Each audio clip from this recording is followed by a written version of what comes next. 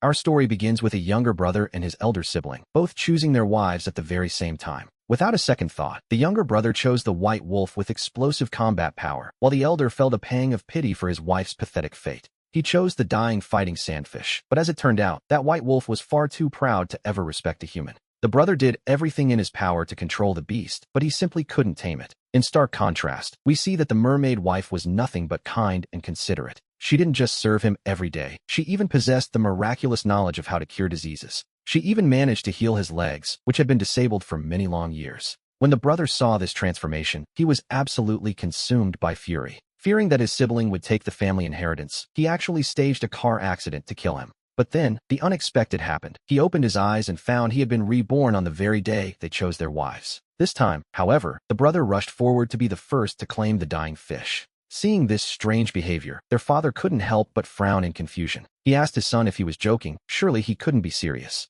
That fish looked incredibly weak. The father wondered how it could possibly be of any help. The brother insisted he had simply fallen in love with the fish, begging his father to listen to him just this once. Watching Magiaki's reaction and the burning gaze he directed toward Rozu, the truth became clear. It seemed Magiaki had been reborn as well, which, for these two blood brothers, changed everything. Originally, the elder brother had been the father's most favored successor, but when he was 12, an enemy came to their home and kidnapped both him and his mother. He ended up with both legs shattered, though fortunately, he managed to escape that devil's den. His mother, however, wasn't quite so lucky and ended up dying at the hands of those enemies. The parents had shared a deep bond, and the father simply wasn't prepared to face the reality of her death. He blamed his eldest son for failing to protect her, especially since the family had been in the martial arts business for generations. To him, nothing mattered more than the martial strength and prowess of his descendants. Despite the young man's natural talent, he had become, in his father's eyes, a useless person confined to a wheelchair. Because of this, he wasn't even allowed to appear in public at all. The father eventually gave up on him, turning all of his attention toward grooming the younger brother, Magiaki. After so many years, the elder brother had grown accustomed to his father's blatant favoritism. Now, seeing Magiaki throwing what looked like a tantrum, the father felt he had no choice but to accept the fish. The elder brother could only watch on, feeling quite helpless, while Magiaki looked happier than he had ever been. He raised the auction sign high, and the staff rushed over immediately to finalize the deal. Once the payment was settled, he went straight to remove the iron chains from Ruju's body and led her out with great respect. At this moment, we see that Ruju cut a truly pitiful figure. Ignoring the fact that her body was covered in wounds, she knelt down and bowed deeply before Magiaki. She introduced herself as Ruju, addressing him as her young master. She thanked him for saving her, promising that in the future, she would serve him with absolute devotion. Magiaki was so delighted by her praise that he pulled Ruju up with a sudden, joyful tug. He pulled her into his arms, telling his little beauty that she must help him well in the days to come. He claimed to trust her completely, a scene that made the elder brother scoff in silent disbelief. He thought his foolish brother should go ahead and cherish that poisonous fish like the treasure he believed it to be. All that gentleness and obedience we just witnessed, it was completely fake. As for the elder brother, he pointed toward the white wolf, Luo 11, who lay covered in wet blood upon the fighting arena. He declared that he wanted this white wolf, despite knowing that the wolf race would never truly accept being enslaved. As he finished speaking, the creature's distant, piercing gaze shifted directly toward him. Those eyes were filled with pure hatred. Clearly, the beast was far from satisfied with its situation. When Magiaki heard this choice, he burst into laughter and mocked his brother without even trying to hide it. He taunted his good brother, reminding him that the wolf race is the proudest and most indomitable of all, hardly a match for a man in a wheelchair. He asked how he could possibly expect to be obeyed, while their father's face grew somber, filled with visible disapproval. The elder brother simply placed his hands on his knees, acknowledging that, yes, he was indeed a cripple. In his mind, he was well aware that he was considered a waste that anyone in the Ma family could trample upon. But such is fate. However, that didn't mean he was ready to accept his lot in life without a fight. Deep down, in the darkness of his circumstances, he felt that Luo 11 was the key to changing everything.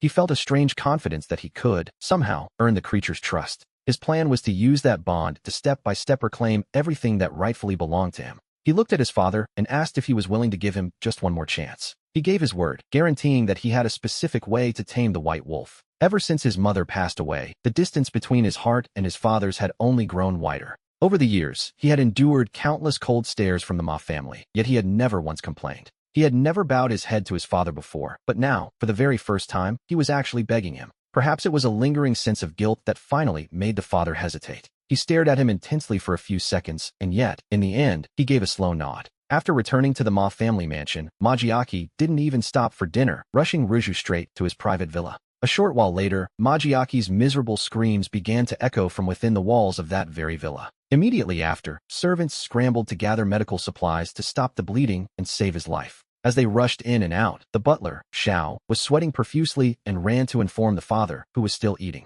"Sir, something terrible has happened. Young Master Jiaki insisted on mutilating himself and has stabbed himself in the stomach." "What?" The father slammed his hand onto the table and stood up in a shock. He strode out, but had barely left the main residence when he saw Magiaki approaching as if nothing had happened. The father looked at him, seeing him covered in blood, and asked with extreme anxiety if he was all right. "Jiaki, are you okay?" "Father, I am fine," he replied, looking quite pleased with himself. He explained that a moment ago, he was simply testing just how skilled Ruju truly is. The father's inquisitive gaze shifted toward Ruju, who was standing quietly beside Magiaki. Then, he explained in a low voice that the boy belongs to the fish race. Apparently, he is the fish with the most outstanding medical abilities of this entire generation. His tears possess a super strong healing power, a useful trait to have around, to be honest. He could even bring the dead back to life. Any serious wound could be recovered in his hands. "So, you possess such an ability." The father's look toward Ruju changed immediately, for we must remember one thing. The Ma family deals in the firearms business, interacting with both the good and the bad, facing constant danger.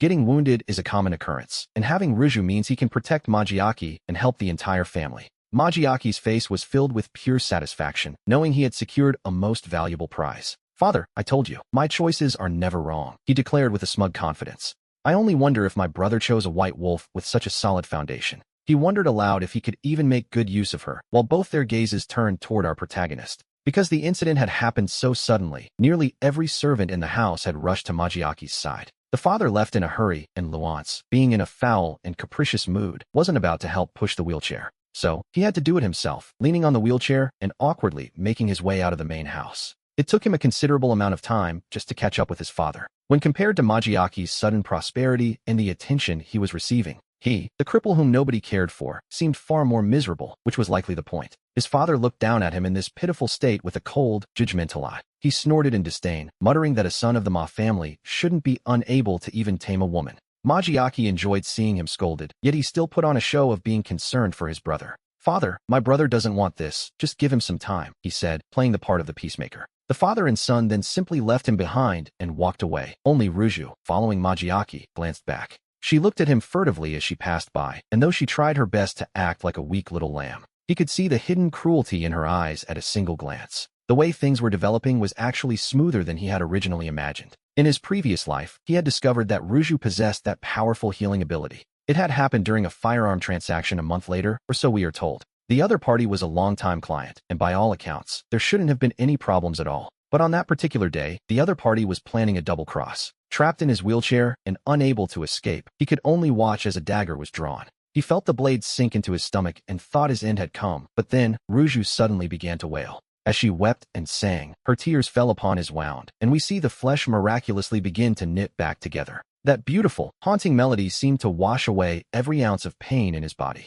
A little later, he woke up back within the safety of the great Ma family mansion. Resting in his own courtyard, Ruju told him she had saved his life using a technique inherited from the mermaid race. At the same time, she claimed she was willing to share a secret mermaid art with him. She promised that if he used it, it would not only heal his legs, but give him a constitution as strong as an orc's. In his previous life, the moment he heard he could shed his disability, he immediately agreed to let Ruju proceed. After that, he miraculously recovered his health and returned to the family's good graces. He became incredibly strong, and his father was delighted by the transformation, especially since he was already so intelligent. Through a series of clever maneuvers, he slowly reclaimed the rights Magiaki had stolen from him over the years. But all his hard work was eventually destroyed by Ruju and her so-called secret technique for gaining strength. It was, to be honest, nothing more than a cruel deception, a trade fueled by his own blood essence and life force. Within 6 months, his body would have been hollowed out, leading to a sudden death with no evidence of her involvement. And now, Magiaki was actually rushing to have Ruju use that very same lethal technique on him.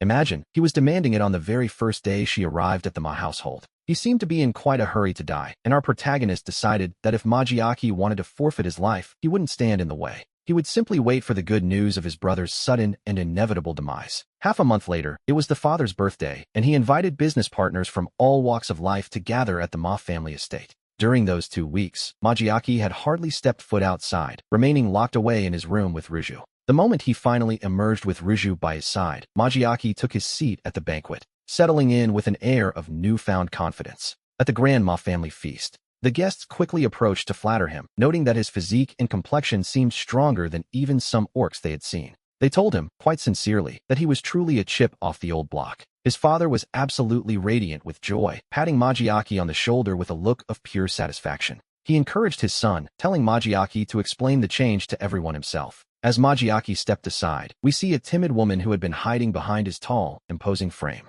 He introduced her as Ruju, his wife, claiming she was a miracle doctor from the mermaid race. He boasted that his powerful new build was entirely thanks to her specialized conditioning. Ruju then leaned affectionately into Magiaki's arms. Her shy face turned a deep shade of red, playing the part of the modest bride perfectly. She whispered to him that there were so many people watching, asking why he wasn't more embarrassed. He simply laughed, asking what could possibly be wrong with holding his own woman. Magiaki pulled Ruju even closer, unable to hide the smug satisfaction written all over his face. Ruju, for her part, maintained an appearance of complete obedience and docility. The guests suddenly understood. They had heard of the special abilities some possessed, but hadn't expected to see such a treasure. They remarked that for the young Master Ma to have received such a gift was truly a beautiful thing, or so it seemed. Indeed, it seemed the guests could only watch and envy the young master, while Magiaki himself was absolutely euphoric from the flattery. His gaze then drifted toward me, as I stood off to the side, feeling completely out of sync with the joyful atmosphere. He wondered aloud what I was, noting that the vessel his brother had brought home was certainly impressive in its own right.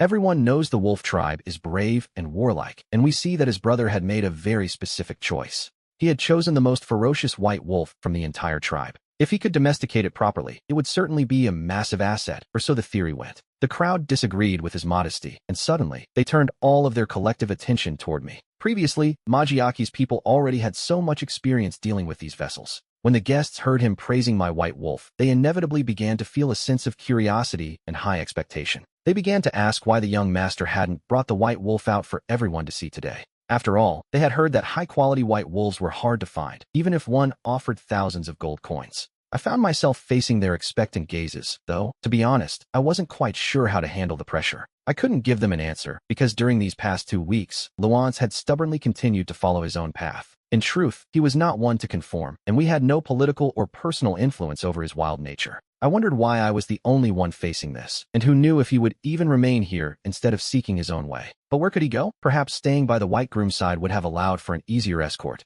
Yet he hadn't spent his days like a delicate flower. He remained grounded and fierce within his own world. And how many times had he already pushed back against the situation? Just then, we see 4 or 5 tall servants appearing, struggling to restrain Luans, whose hands and feet were bound tight. Luans struggled violently, baring his teeth as the wolf ears atop his head were exposed for all to see. He looked as though he had taken quite a beating, shouting desperately for them to let him go as Luans struggled against his bonds. But those servants simply wouldn't listen, ignoring his cries entirely. Sitting there in his wheelchair, it wasn't exactly easy for him to just stand up and stop them. With a look of pure seriousness, he turned to Magiaki to demand an explanation. He asked his brother what the meaning of this was, but Magiaki simply put on an innocent face and looked toward their father. He complained to the old man, pointing out that his brother was already trying to pin the blame on him. Adopting the tone of a sincere advisor, he explained that this white wolf, Luans, was completely untamable. In just these past 2 weeks, the creature had managed to escape no fewer than 15 times. He claimed that if it were his own vessel, he would have certainly caught him and given him a proper beating by now. But his brother, on the other hand, seemed unable or unwilling to domesticate his own vessel. Instead, he allowed him to run wild. Magiaki claimed he'd only sent men to help after hearing Luans had escaped yet again. He argued that instead of being thanked for solving the problem, he was being blamed, which, in his eyes, was hardly polite. We must remember that the domestication of these vessels has always been based primarily on harsh repression.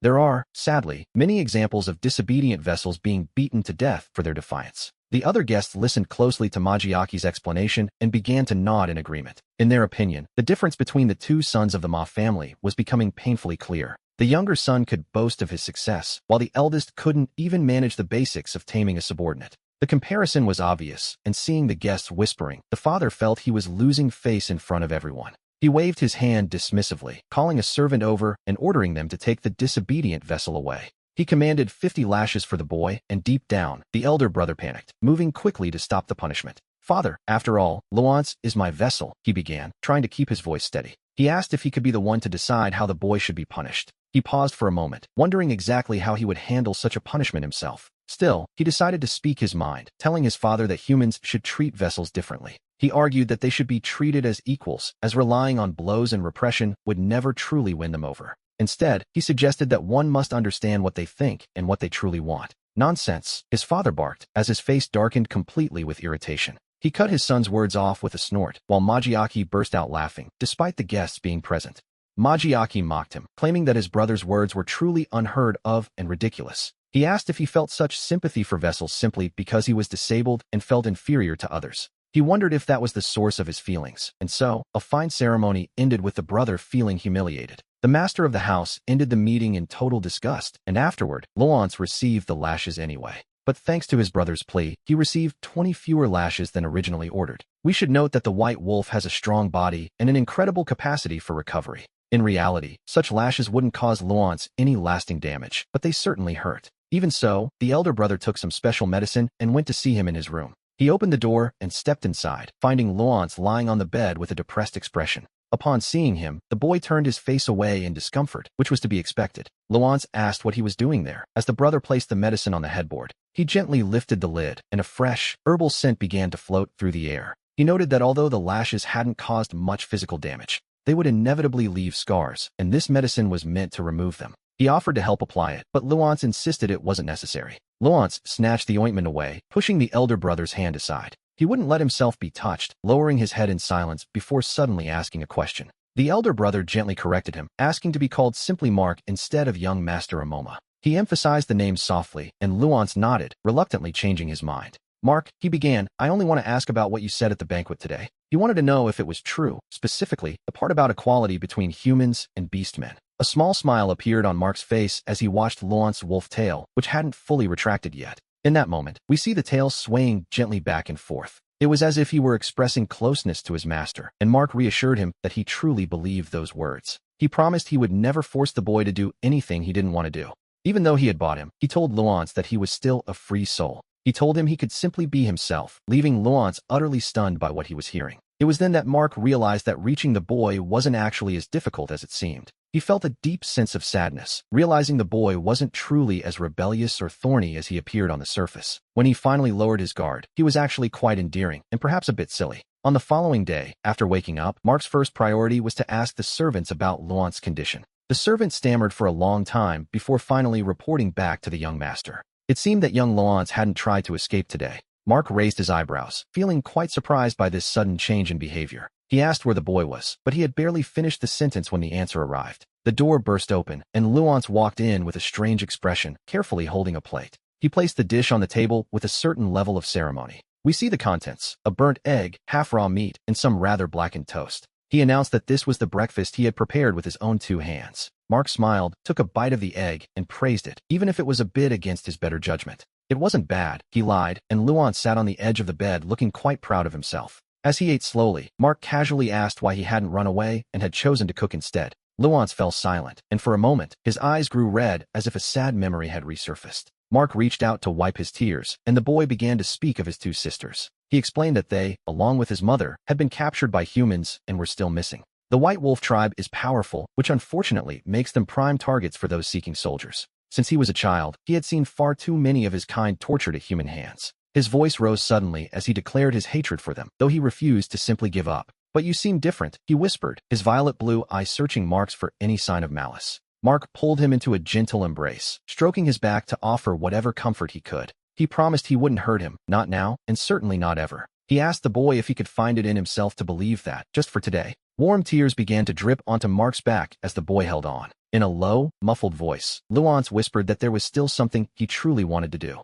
We learned that despite his great combat potential, being the strongest of his generation, he is different. He doesn't actually enjoy fighting. Deep down, he is someone who simply appreciates beauty. He confessed he had always envied human women for their ability to wear such beautiful clothes, to wear elegant jewelry. He used to daydream about a day when, perhaps, he too could be beautiful, and Mark couldn't help but chuckle softly at such an innocent wish. He told the boy that was easy enough and promised to take him shopping that very day. And so, the young master of the Ma family took the White Wolf through every clothing store on the street, returning home with piles of packages. Naturally, the neighbors began to gossip, whispering that young Master Ma had surely been bewitched by the creature. They couldn't understand the point of buying a beast man only to treat him like royalty instead of taming him. By now, however, Luance had completely lowered his guard around Mark. Happily, he tried on one beautiful outfit after another, even asking the servants to bring him a mirror. But as he stared at his own transformation in the reflection, Luance suddenly broke into tears once more. He couldn't help but wish his sisters could wear such beautiful dresses as well.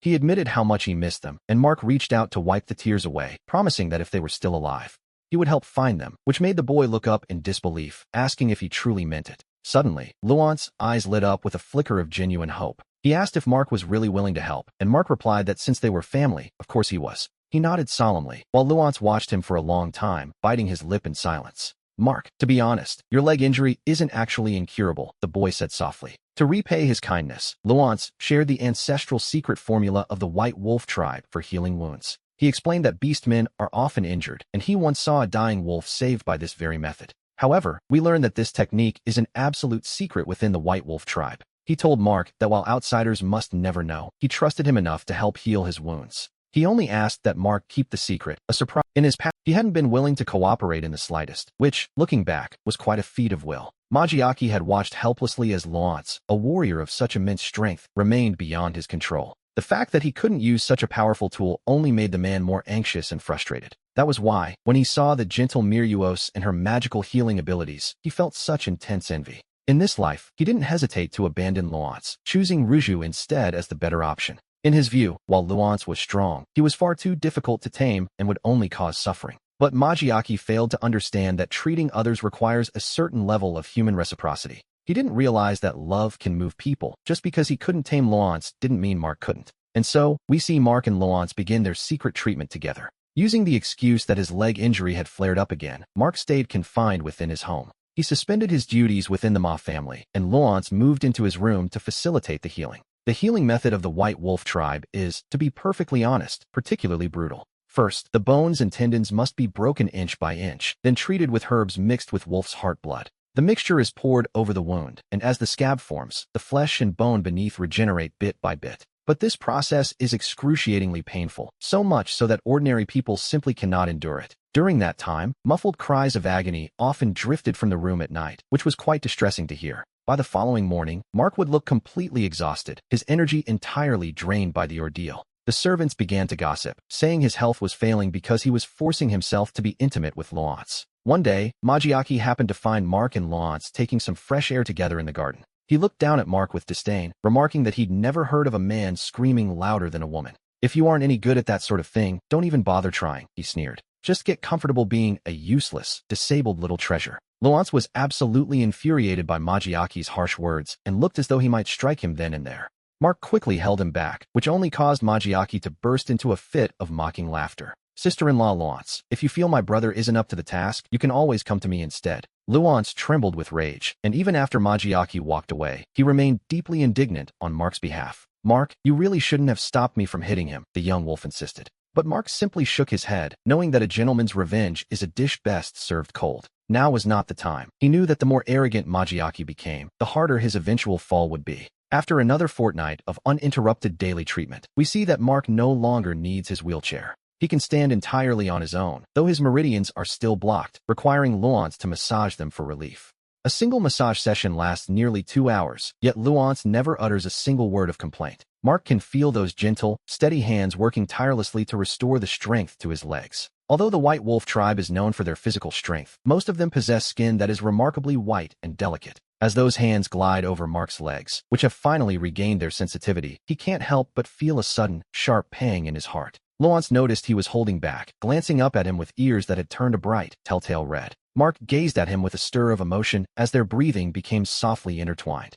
He leaned in a little closer toward him, but in the end, he forced himself to stop. That's enough for today, he said, his voice tight as he held his breath. After that, Mark watched with a small smile as Luance hurried away in a fit of pure embarrassment. Deep down, he is truly counting the days, for the gang fight that changed both his and Magiaki's fates in his past life is drawing near. We see that the current Magiaki has grown significantly stronger than he was just 15 days ago. In Mark's previous life, Ruju had been the one to strengthen his own physical form. Perhaps she didn't want to be too harsh, fearing that killing him off too soon might arouse unwanted suspicion. Back then, the physical strengthening happened roughly once a week, but Magiaki has always been an arrogant and impatient soul. Having learned his lesson in the past life, the reborn Magiaki now pesters Ruju daily for more power, desperate to settle matters quickly. Now, his entire stature is so tall and imposing that he resembles a wild beast more than a human being. But their father is particularly pleased with the dramatic change he sees in Majiaki. To be honest, the Ma family hasn't seen a descendant this physically powerful in several generations.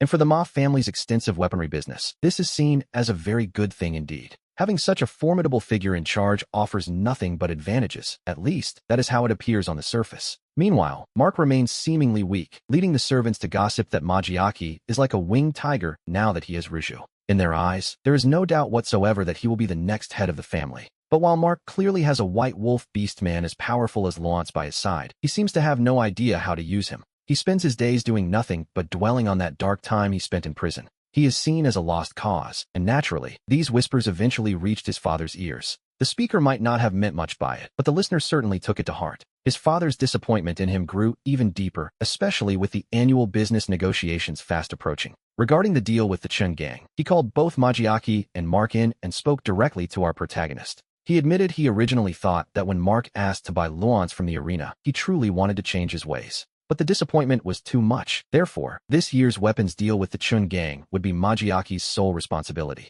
He informed Mark that he would no longer be required to handle this branch of the business in the future. As soon as their father finished speaking, Majiaki spoke up, suggesting that even if his brother was feeling a bit depressed, he was still, at the end of the day, one of the heirs to the Ma family name. He argued that if they made such a sudden change, people on the outside would start to talk. They would wonder, quite naturally, if the Ma family was becoming divided. So, he proposed a different plan. Why not let his older brother lead the negotiations this time? However, Majiaki would accompany him, noting that by now, everyone was well aware of his own growing strength. If anything unexpected were to happen, he could act as a guarantee for his brother's safety. The father nodded repeatedly upon hearing this, clearly impressed by the suggestion. He praised Majiaki for being a magnanimous and responsible son who truly knows how to put the family first. But when his gaze shifted back to Mark, his expression turned cold once again. He asked if Mark had heard him, stating that for the sake of his younger brother, he would grant him one last chance. "I hope you wake up," he said. Our protagonist simply nodded with heavy eyelids, appearing to agree. How could his father, in all his simplicity, have known what was actually happening?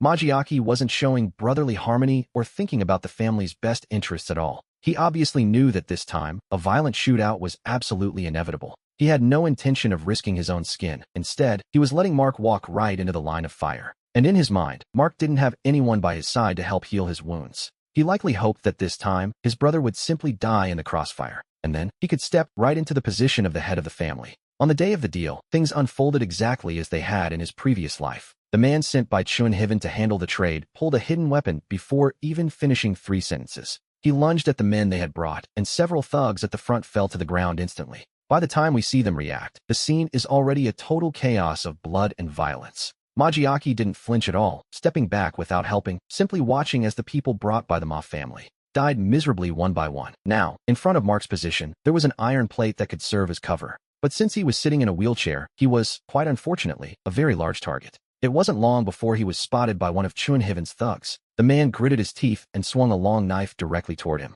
Majiaki was standing not far away, watching the whole thing unfold. He watched the attacker pounce, smiling maliciously as he tilted his head to look at Mark, his lips moving. Mark recognized the words he was mouthing. "Dear brother, you can rest in peace now. Die," he thought. Majiaki had clearly rigged the game from the start. In his previous life, although the person in charge of the deal had eventually rebelled, there hadn't been nearly as many people turning against them as there were now. In this life, however, it seemed that almost half of Chun Hiven's men were actively fighting against the people brought by the Ma family. And we see that some of Chun Hiven's men were standing remarkably close to Majiaki, yet they simply refused to attack him. It was obvious they had reached some sort of secret agreement behind the scenes. Mark's mind raced as these realizations flashed through his head in an instant. The very next second, just before that man's long knife could strike him down, he braced his hands with all his might and shoved the wheelchair backward with a violent force. The wheelchair was sent flying far across the room. And there he was, with his legs perfectly straight, standing up with a sense of pride. The attacker's long knife sliced through nothing but empty air, a total miss, naturally.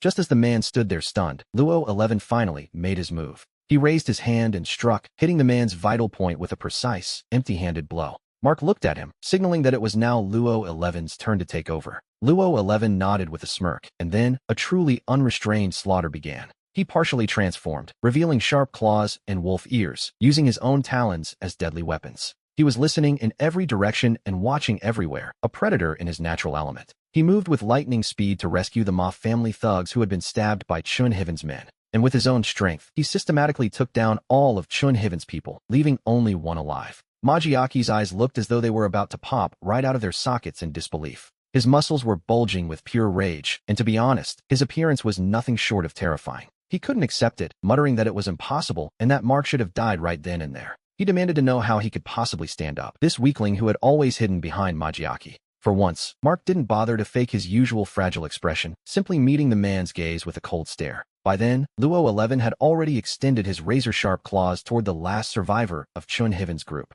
He snarled a vicious threat, demanding to know why they had broken the agreement and harmed their people. He pressed further, asking why they had specifically intended to kill the young Master Ma. The man was so utterly terrified that he actually ended up wetting his pants right there. He stammered that it was young Amoma, that it was Amoma who had instigated the whole thing. He pleaded that he didn't want to do it and was only following the orders of his superiors. He begged for his life, but by now, the commotion had grown far too loud to ignore. The father received word of the chaos and quickly had his driver bring him over with a dozen servants. He rushed onto the scene, only to find Chunheaven's younger brother being held captive by Luo 11. And we see many of the Ma family's own men lying on the ground, suffering from severe injuries. The father's face turned pale instantly as he took in the sheer scale of the disaster. He demanded to know what was happening, but Chunheaven's brother was the first to scream out an answer. He cried out to Master Ma, begging him to step in and deliver justice on his behalf. He claimed it was young Amoma who instigated them to cause trouble during the firepower transfer and kill the young master in the chaos.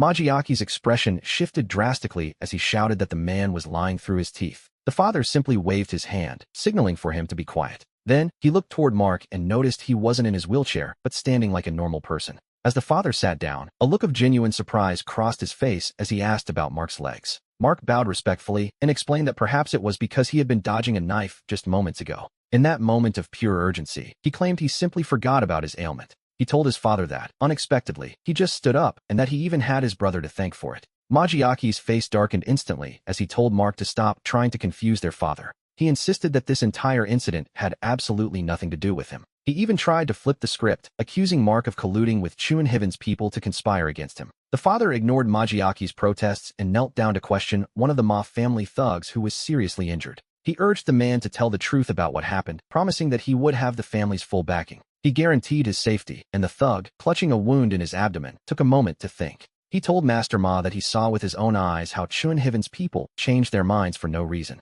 He added that when Magiaki saw Mark was unharmed, he screamed that his brother should have died right there. And so, with the testimony of the Ma family's own man, the truth began to surface. Magiaki turned pale as the father questioned several other thugs, and their stories were all exactly the same. It became clear that Magiaki had originally planned to use today's disturbance as a cover to assassinate Mark. He certainly hadn't expected that Mark would not only escape death, but stand on his own 2 feet. Just as in his previous life, Mark had managed to rid himself of his disability. He recalled that in his past life, Chunheaven had also undergone a sudden change of heart. Thinking back on it now, it was clear that Magiaki must have been pulling the strings in secret all along. He simply hadn't expected that, quite unexpectedly, he would actually benefit from such a serious injury. In this life, he had defeated him once again, and Magiaki knew all too well that the situation was grave. Sabotaging the family business and attempting to assassinate his own brother were, to be honest, very serious matters. Even if his father had favored him before, this time it would be difficult to escape a severe punishment. With a heavy thud, he dropped to his knees, kneeling before his father to admit his mistake.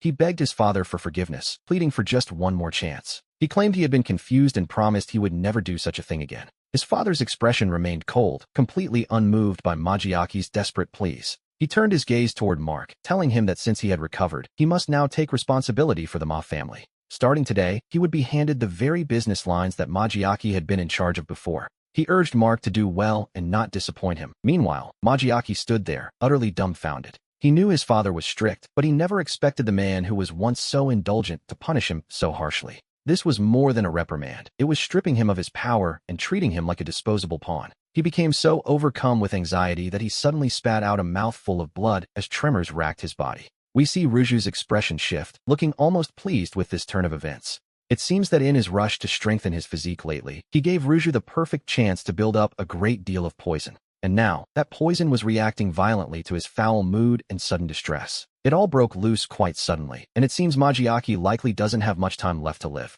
After the matter with Chunheaven was settled, Mark began to organize the business lines Magiaki had previously managed. And here we see that, upon reviewing the account books, he made a rather startling discovery. In recent years, the businesses Majiaki ran hadn't just failed to turn a profit, they had suffered several massive losses. In truth, his talent was far inferior to Mark's, but he hadn't dared let his father find out about the deficit. To fill the gaps, he had been operating in the gray areas of industry, which is never a sustainable strategy. This was the real reason he considered Mark such a thorn in his side all along. He lived in constant fear that the truth would surface and his father would hand the reins over to Mark. But despite all his precautions, he simply couldn't escape the arrival of this day. Mark handed the organized financial statements to his father, carefully explaining the extent of the missing funds. His father was absolutely furious to learn that Majiaki had been feigning competence and deceiving him for years. For a man who values prestige above all else, this was an impossible pill to swallow. He immediately gave the order to have Majiaki locked away in his secondary residence. Without express permission, he was no longer allowed to come or go as he pleased.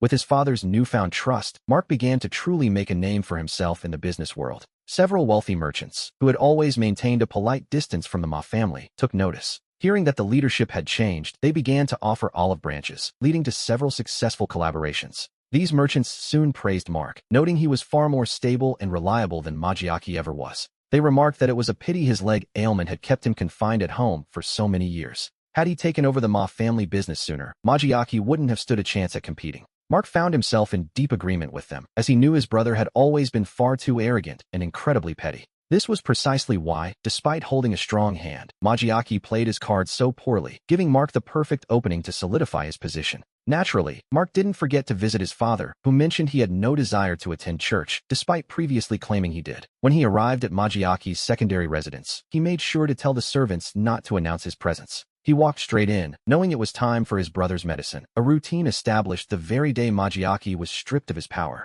After his conspiracy was exposed and he spat blood in a fit of rage, he had fallen ill and simply failed to recover. Ruju was tasked with his close care, and word had it she was feeding him 3 bowls of a very special medicinal juice every day. It was said to speed up his recovery, but knowing Ruju as we do, one might fear this potion was anything but helpful. Sure enough, as Mark reached the bedroom door, he peered through the slight crack and caught a glimpse of Majiaki's exposed skin. It was in a terrible state, rotting away with skin that peeled only to decay once more, a truly gruesome sight. It seemed as though he was on the verge of death, his breathing shallow and incredibly weak. At that moment, he was drifting in sleep with his eyes tightly shut. While he slept, Ruju sat quietly by the bedside, holding an empty white porcelain bowl in her hand. Perhaps it was because she saw that Majiaki was sound asleep, or perhaps because the room was so empty, but Ruju allowed a rare glimpse into her true nature. She looked at him and whispered his name with a chilling coldness. Majiaki, oh Majiaki. She mocked him, asking if he wasn't supposed to be a superior human, yet now he could neither speak nor move his hands. She wondered aloud if the secret technique of her mermaid race was proving useful to him. It seemed he would never realize, until his final breath, that such a powerful force is always paid for with one's own life. She laughed softly, asking if he had any idea what her mermaid race had to do to resist the human race. We learn that every mermaid knows that behind such great power lies only a dead end, yet they use it time and again regardless. The inevitable result is that the entire body rots away, leading to a slow and agonizing death. She spoke of the bravest male mermaids who had faced this same fate. They were willing to die for their clan, yet Majiaki still foolishly considered the potion a mere tonic to strengthen his body. To her, this was the true nature of humans, and the price they had to pay for their cruelty toward her kind. It was well-deserved, Mark thought to himself, finally understanding the depth of the hatred Ruju had harbored all this time. He realized she didn't just despise his brother, she hated the entire Ma family with a passion. In fact, she hated every human who viewed the lives of mermaids as something disposable. At that moment, Mark couldn't help himself and gently pushed the door open to enter the room. As he noted how she truly felt, Ruju heard the noise, spinning around to face him as if she were confronting her greatest enemy. Stammering in shock, she asked young Amoma if he had heard everything she just said. He approached her slowly, calmly telling her that it didn't matter. He confessed he had always known, causing Ruju's eyes to narrow in suspicion. Her expression grew dangerous as she demanded to know exactly when he had first discovered her secret. Mark only laughed softly and admitted it was likely from the very beginning, leaving Ruju looking utterly bewildered. In her eyes, after all, he was nothing more than an absolute villain. She believed the only reason the Ma family treated her well was because she was useful to them. Confused, she asked why, if he had discovered her, he hadn't reported her to the authorities yet. The moment she asked, Mark found himself reflecting on many things from his past. He remembered how, in his previous life, Ruju had used her own essence to heal his wounds and restore his leg. And then we have those seemingly warm, daily interactions they shared. Deep down, Mark realized he didn't truly hate her. After all, if an enemy hurt his family or his clan, he would feel the same. And if that enemy finally kidnapped him to be a slave for life, well, the reaction is predictable. How could she not hate him? The oppression of humans toward mermaids was a historical weight, accumulated over generations. It was a deep-seated hatred that, in the short term, had no possible resolution. But in this long conflict, the mermaids were never the ones in the wrong. It was the humans. All they ever wanted was their freedom. It was as simple as that. As he was lost in thought, he noticed that Magiaki's eyelashes, who was supposed to be fast asleep, actually flickered. He understood the situation immediately, fearing the man had actually been awake for quite some time. Seeing that both Mark and Ruju were there, and knowing he had no power to fight back, Magiaki chose caution. He was pretending to be asleep, so Mark simply pointed toward the man's twitching eyes. Ruju noticed the anomaly immediately as well, her gaze sharpening. He gave her a signal, and she silently mouthed a question, asking him what they should do next. With a small smile, he pulled out the muting medicine he had prepared earlier. Originally, he had planned to use this bag of medicine on Magiaki's body later that day. He hadn't expected it to be quite this useful so soon, but he decided not to act personally. Instead, Ruju took his place and silenced Magiaki using the muting draft. Now, with his hands and feet rotting away, he could neither write nor speak to defend himself. His daily needs, ironically enough, could no longer be met without the constant care of the mermaids. At the same time, without a direct order from the father, the situation remained at a standstill. He feared the man might simply die in the residence before he could ever find a way out. Magiaki had completely lost any ability to compete with him for the future of the lineage. And so, step by step, he firmly established his own place within the Ma family. After Magiaki's eventual passing, he formally took over as the head of the family from his father. He managed to take the Ma family's gunpowder business to heights it had never seen before. Once he held the reins of power, he issued a series of strict orders regarding the treatment of mermaids. Within the Ma family at least, the rights of the mermaids could finally be protected. As for Ruju, after Magiaki was gone, he allowed him the freedom to do whatever he wished. He let him return to the mermaid clan, but before leaving, Ruju mentioned a strange dream he'd had. In that dream, he had been Mark's wife, and in the end, he had actually killed him. He simply smiled, noting that it was, after all, only a dream. He asked why it should matter, yet he still felt the need to ask for forgiveness. Ruju spoke softly, and Mark suspected that perhaps memories of a past life had finally awakened. But none of that truly mattered anymore. He watched Ruju leave the Ma estate and then turned away. Standing quietly, he looked down at his already swollen belly, thinking of the child, so small, yet so significant. He was certain that when the time came, it would be a healthy, chubby little boy. Ruju had looked at him with such a tender smile. Yes, he hoped the child would be born into a better world.